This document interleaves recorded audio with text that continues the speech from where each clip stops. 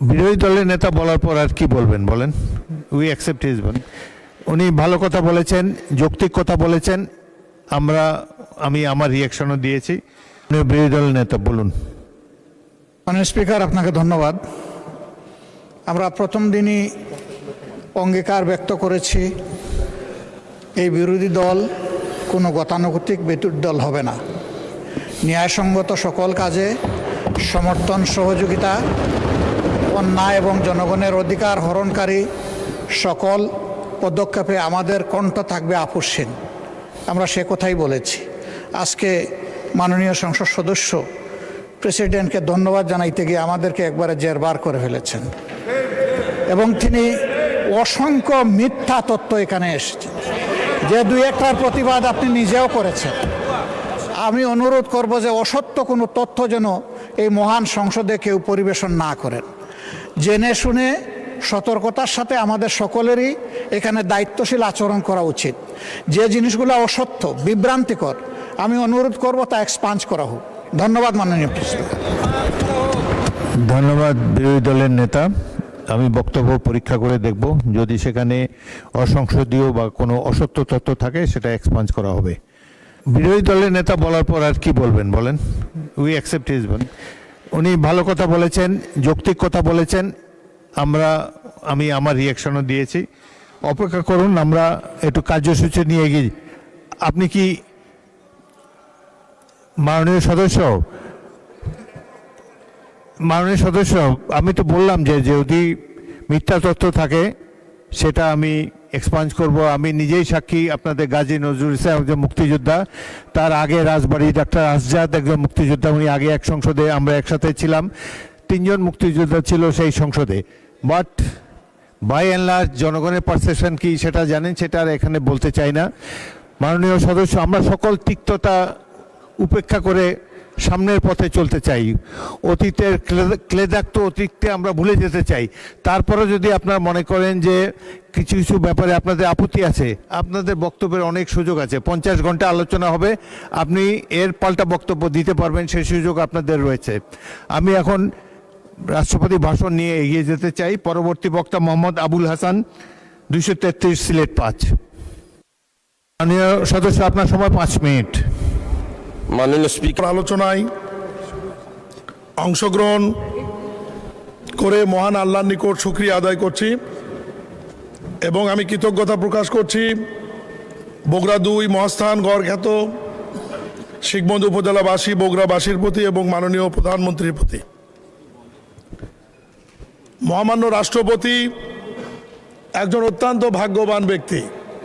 এই ভাগ্যবান ব্যক্তির বক্তব্যের ওপর আলোচনা করার সুযোগ পাওয়াতে নিজেকে ভাগ্যবান মনে করছি। এই কারণেই রাষ্ট্রপতিকে আমি ভাগ্যবান বলছি। মহামান্য রাষ্ট্রপতি এই প্রথম একজন রাষ্ট্রপতি যিনি 3 ধরনের 3টি সরকারের শপথ দিয়েছেন। প্রথমত, বিনা ভোটে নির্বাচিত একটি সরকারের উনি শপথ দিয়েছেন। দ্বিতীয়ত, সংবিধানে নাই কিন্তু আন্দোলনের মাধ্যমে একটি অন্তর্বর্তীকালীন সরকার এসেছে, ডক্টর মোহাম্মদ ইউনূসের নেতৃত্বে সেই অন্তর্বর্তীকালীন সরকারের উনি শপথ দিয়েছেন। সর্বশেষ, জনগণের ভোটে অবাধ, সুষ্ঠু, নিরপেক্ষ নির্বাচনের মাধ্যমে নির্বাচিত মানুষের বহু আকাঙ্ক্ষিত একটি সরকার, যেটি মাননীয় প্রধানমন্ত্রী জনাব তারেক রহমানের নেতৃত্বে গঠিত হয়েছে, সেই সরকারের উনি শপথ দিয়েছেন। মাননীয় স্পিকার, আজকের এই সংসদটি একটি অনন্য বৈশিষ্ট্যর সংসদ, যে সংসদে 219 জন নতুন সংসদ সদস্য। এর মধ্যে সংসদ নেতা মাননীয় প্রধানমন্ত্রী নিজেও প্রথমবারের মতো নির্বাচিত হয়ে এসেছেন এবং মাননীয় বিরোধী দলের নেতা তিনিও প্রথমবারের মতো সংসদে নির্বাচিত হয়ে আসছেন। আমি নিজেও প্রথমবারের মতো নির্বাচিত হয়ে এই সংসদে এসেছি। এই সংসদে 219 জন নতুনের মধ্যে আমাদের বিএনপি থেকে নির্বাচিত 146 জন নতুন সংসদ সদস্য হিসেবে আমরা নির্বাচিত হয়ে আসছি। রাষ্ট্রপতি ভাষণের ওপর আলোচনার পূর্বে আমি যেহেতু বগুড়া থেকে নির্বাচিত, বগুড়ার 2-1টি কথার আলোচনায় না নিয়ে আসলে বগুড়ার মানুষের কাছে জবাবদিহি করতে হবে মাননীয় স্পিকার। এই কারণে আমি প্রধানমন্ত্রীর উপস্থিতিতে মন্ত্রী পরিষদের সদস্যদের বলতে চাই, বগুড়া জেলা বিগত 19 বছর উন্নয়ন বঞ্চিত একটি জেলা। কারণ শহীদ রাষ্ট্রপতি জিয়াউর রহমানের জন্মস্থান, বেগম খালেদা জিয়া সেখান থেকে বারবার নির্বাচিত হয়েছে এবং বর্তমান প্রধানমন্ত্রী জনাব তারেক রহমানের জন্মস্থান হবার কারণে বিগত সরকার, বিনা ভোটের স্বৈরাচার সরকার, বগুড়ার দিকে কোনোদিন চোখ তুলে তাকায়নি। এই কারণে আমি অনুরোধ করব যে প্রকল্পগুলি চলমান আছে, যেমন বগুড়ার বিমানবন্দর, সিরাজগঞ্জ থেকে বগুড়া পর্যন্ত রেল সেতু, বগুড়ার বিশ্ববিদ্যালয় সহ বগুড়ার যে জরুরি অবকাঠামো উন্নয়ন এবং উন্নয়নের রাস্তাঘাট সহ যে বিষয়গুলো সংশ্লিষ্ট মন্ত্রণালয়ে বিবেচনাধীন আছে, মাননীয় মন্ত্রীরা আপনারা দয়া করে বগুড়ার উন্নয়নের জন্য যা যা করার প্রয়োজন, 19 বছরের ঘাটতিগুলি, 19 বছরের অনুন্নয়নের বিষয়গুলি আমলে নিয়ে জরুরি ভিত্তিতে এ ব্যাপারে পদক্ষেপ গ্রহণ করার জন্য অনুরোধ করছি। আজকের এই মহান সংসদে আমি দাঁড়িয়ে একটি কথা বলতে চাই। মাননীয় প্রধানমন্ত্রী দূরদৃষ্টিতা, মাননীয় স্পিকার আপনাকে নিয়োগ, আপনি ওই চেয়ারে বসে আছেন মানে 1971 বসে আছে। আপনি হচ্ছে বীর মুক্তিযোদ্ধা, বীর বিক্রম। আপনাকে দেখলেই অনেকের ভালো লাগবে, অনেকের হয়তো ভালো লাগবে না, কিন্তু আপনি 1971 সালকে রিপ্রেজেন্টেটিভ করছেন এই মহান সংসদে দাঁড়িয়ে।